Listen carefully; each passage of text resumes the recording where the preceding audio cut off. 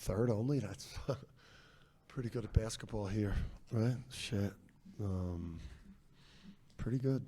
Yeah, obviously thrilled with the performance. Just, obviously have a lot of respect for Richard and he's, I love how they play. Obviously there's at different places, there's different first-year challenges.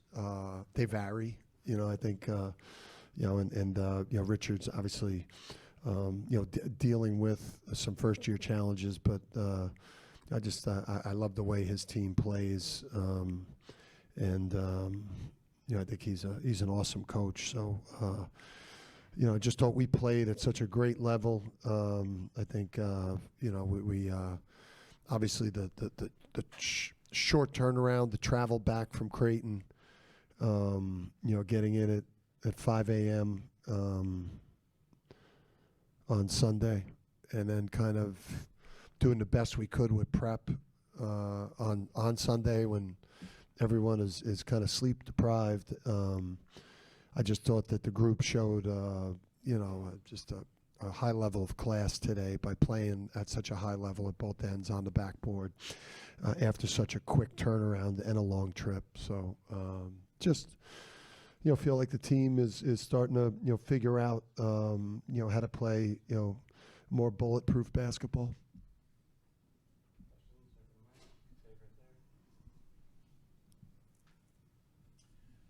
Yeah, I don't even know where to start, but Silas with 17 and 8. Did he was left off the Kuzi mid-season list this week. I don't know if you're aware of that. Not aware. No, I'm not. I really am not aware. No? But now I'm aware, and now I'm gonna go fuck nuts. Well, so I guess you wouldn't know if that bothered him or not, or What's that? that would've. Well, I don't. I didn't know. Does he know? I don't know. I don't know who's on there. There's obviously a lot of deserving players, but we're one of the best teams in the country this year. We've played to it. Obviously our resume says what our resume says. He's played at an incredibly high level. I guess what hurts our players, I guess, in these types of situations is the balance. But I don't, so there's I guess there's 10 point guards better than him, two-way players. Yeah, but what you see with Silas, I think the most important thing with Silas is, he is, he's got he's the quarterback of a team that's got a chance to win some things this year, and he's playing his way into becoming an NBA player. So, yeah, I don't know, right now I know he's getting the attention of a lot of NBA teams, and, and again, I don't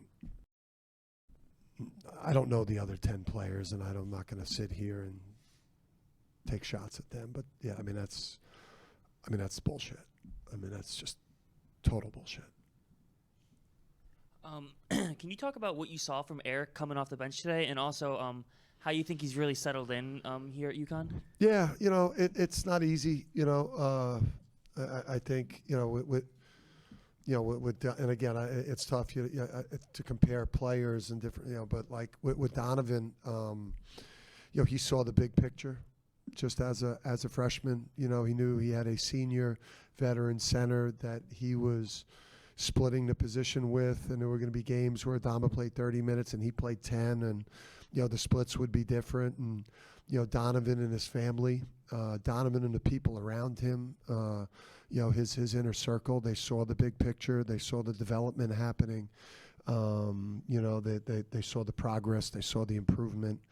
So you want Eric to be able to, just understand that he plays in a tandem, in a dominant tandem that should look like this a lot for us, and I just hope he has the perspective that Donovan had when he was in the same position, because it worked out pretty well for Donovan. Dan, to follow that up, to have Eric follow up two big games, Creighton and now here tonight, with St. John's up next on Friday and the front court that they have with Zuby and Hopkins and Mitchell, how important and how much more opportune was this stretch for him? Yeah, I just think for the group, getting the shot making going, just getting the getting the rebounding going. I think regardless of who our opponent is next, I mean, we're really, you're not thinking about who's next, the game out or 2 games out. I mean, you're really just locked in on who you're playing, and we're obviously look like we're doing a better job rebounding, a better job at the offensive end of the court, and that the depth is showing up again for us, which is, to have Jay Ross, to have Eric, today as good as they were off the bench, Jalen, that's what makes us tough to beat. Yeah, just curious because I asked you about the challenges the other day. You challenged again tonight, and then they end up calling a flagrant. It's like a worst case scenario. I mean, I was like, I didn't know that was possible. I got to go see the clip. I mean, it was just universal, though. I mean, it was clearly not off of Malachi, but to lose the challenge and it become a flagrant, it was just like, oh my God. It was. I didn't know that was possible. Plus, I looked over and Malachi was coming off the court, and he had I mean, he might have had his nose broken. So I didn't see the clip, but obviously I didn't know that. You could now. I thought it was just about possession. And no one, when you're looking at the iPad, you're not looking to see. You're looking for possession. You're not looking at it saying like, yo, they could call a flagrant. Dan, now that you're through this one and able to lock in on the next, what kind of challenge and opportunity does Friday at St. John's present? And, seeing that you seem like you're playing some of your best basketball right now, it's an intriguing matchup like this, an important matchup like this coming at a good time for you guys. Yeah, it's for us, we're in our quest to win the regular season Big East championship. It's just it's the next game. Obviously, there's we've been consistently strong this year, both in the non-conference and in conference play. And then St. John's has really picked up its play in Big East play. So, for us in our quest to try to win the regular season, they're trying to win the regular season. Villanova's in the mix to try to win the regular season. I mean, anytime that the teams at the top of the standings play, they're real important games. So now, as this game ends and we get up tomorrow, we turn our focus there for the next 2 days. Obviously, it's a short turnaround for both teams. Probably a little more challenging for us because I don't know if they played over the weekend. Did they play over the weekend? Did they play? Yeah. They did not play over the weekend. So, we faced that probably the additional challenge of playing Saturday in Omaha, playing Tuesday, and then getting a quick 2 days. So, we got to do a great job of getting our guys fresh, and I've already promised them I'm not going to over-practice them. Hey, Coach. The last couple of games, you guys have just been dominating out there. Mm-hmm. Do you think you're still working with a group of nice guys, or do you think they're starting to get a little meaner? No, they're still nice guys. They're just making more shots. Yeah. What I think though. I think the group. It's just it's taken some time just for people to get comfortable and we dealt with injuries and obviously in the non-conference, and then Braylon catches the concussion and misses a week, and we just have had a lot of shit go on this year with the team. But I think this is who we believe we can be. We think we are.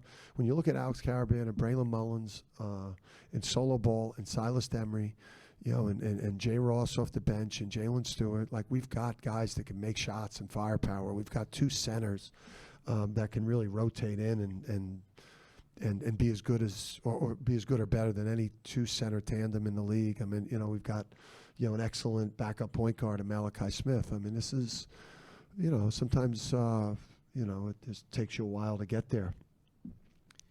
Dan, in the first half, you had a 17-1 advantage in assists. Can you elaborate what was really working on both ends of the floor in the first half? Yeah, just doing the right thing. I mean, the best offenses, You know, they move off ball. You know, they move off ball with pace. You know, they screen off ball, they screen on ball. They throw it in the post, they hit the roller.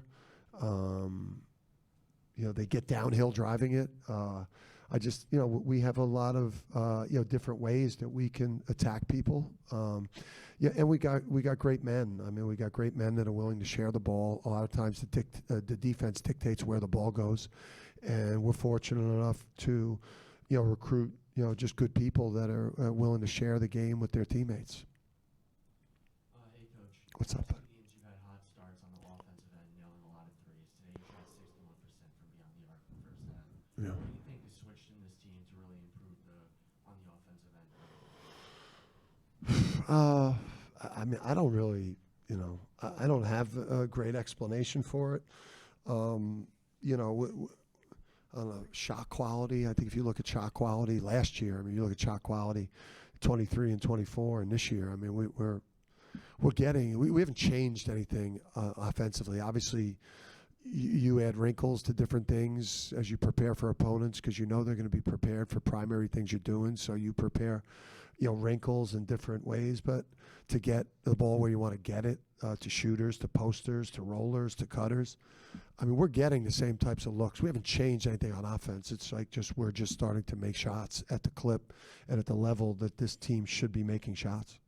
Dan, Silas 3 for 5 today. He's over 45% from 3 on the season. But he's not on the list. Highest in his career.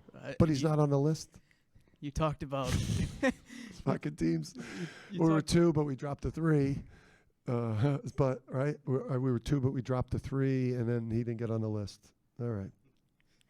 earlier in the year. You talked about him finding those spots to take his shots, and he didn't take a ton of threes early on. Yeah. How have you seen that progress throughout the year?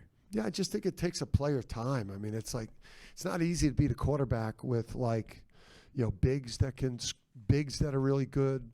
He's got all these guys on the wing that like need the ball. I mean, he's the quarterback of a very talented team, like with a lot of weapons out there. So it's like it's not easy to figure out like how to go get your own, you know, how to shoot, score, create, get to the rim, get your own, but then also get Braylon enough shots, get Solo enough shots, get Alex enough shots, get the centers the ball, get, you know, the guys off the bench shot. I mean, it's not easy to be a quarterback of a team that, you know, has got the type of like guys we have on offense. So it's taken him time to figure it out. But while he's done that, he's changed our defense completely.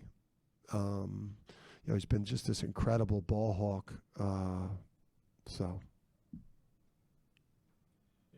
And Jaden, I think 5 for 6 for 3 the last 2 games. Have you been looking for him to be a little more aggressive offensively, look for a shot more? Yeah, I mean, we ripped. I mean, we you know, I know there's all this, you know, like when you come in off the bench, you got to assert yourself on the game.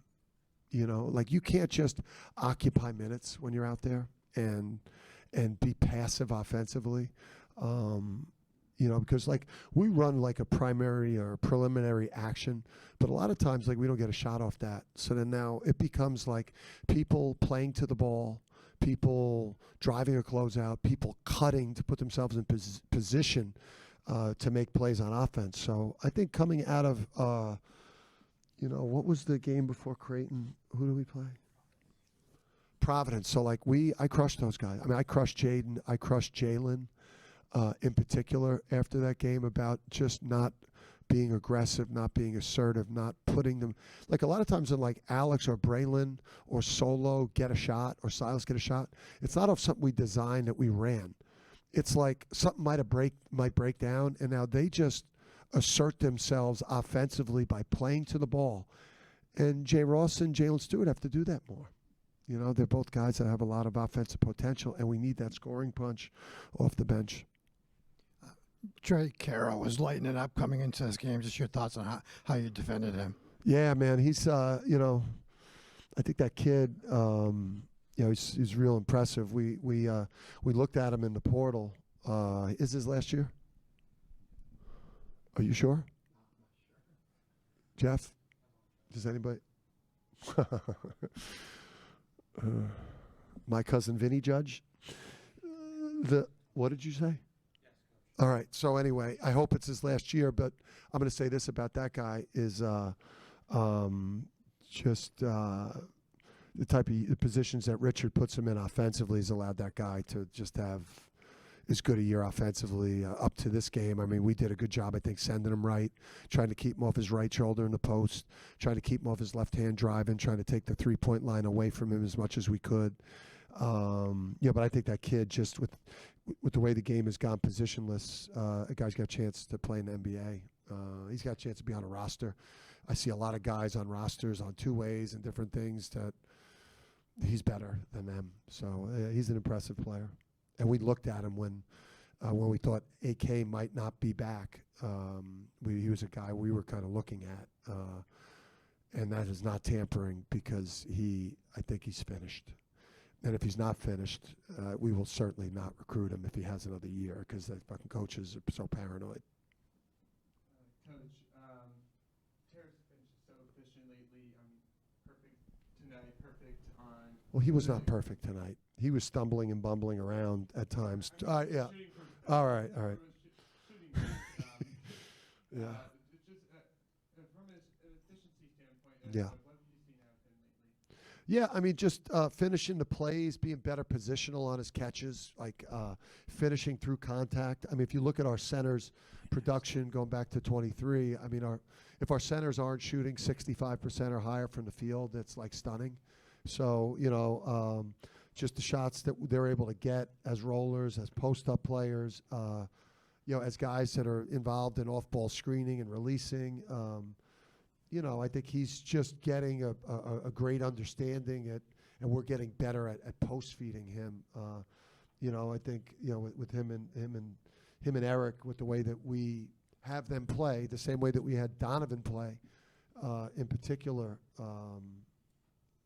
allows them to be super efficient. I just didn't like the turnovers in the first half. Yeah, Dan, based on what you've seen the last couple of games now and all the circumstances, road game, quick turnaround, etc., is this the best you felt about this team this year? Like right now, is this the best you felt? I mean, winning those games versus teams, I mean, I see obviously there's teams that we beat that are ranked, I guess, efficiency-wise ahead of us, in Ken Palm or whatever these analytical things are to judge how good a team is or what have you, which seems strange because we beat those teams. But obviously, we haven't always been good at beating average teams or not great teams by a lot of points. So now our metrics will go up a little bit.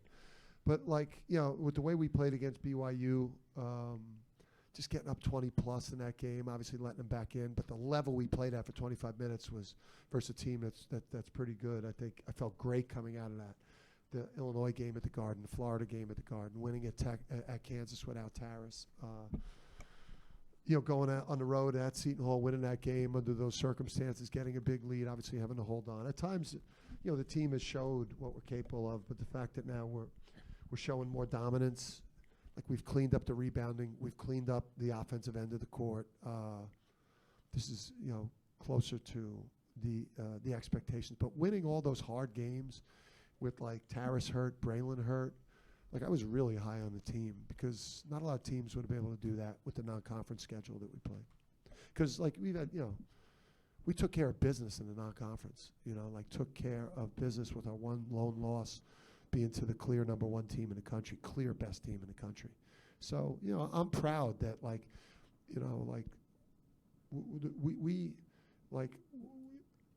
you want to be able to walk away and say you had a full season. The best teams in the country, they have full seasons. They play great in the non-conference. They play great in Big East Conference play, and then they're ready for March. You guys started on a 14-2 run. 10 of those points came from Braylon Lawrence. How would you say he's built from the start of the season to now, and do you think there's much improvement left on this team? Yeah, I think he's just getting started. And again, I'm done. With talking people out of here. Everyone's going to go through a process of, when they're ready for the next step in their career. Braylon is such a down-to-earth kid and just such a sweet kid and and a focused kid that he's just literally, he's just such a small circle, and he's not on social media, and he doesn't have a million people in his ear and his family ear. He's just like, that's what tells me the guy is I think he's just going to keep surging. I think you're going to see even more dynamic nights from him. I'm excited to see the above the rim stuff, like him out transition today, getting on the rim. I think you're going to see this guy on the rim a lot more, mixed in with bomb threes and great pull-up game and clever passer, and the guy guards. Thanks, guys.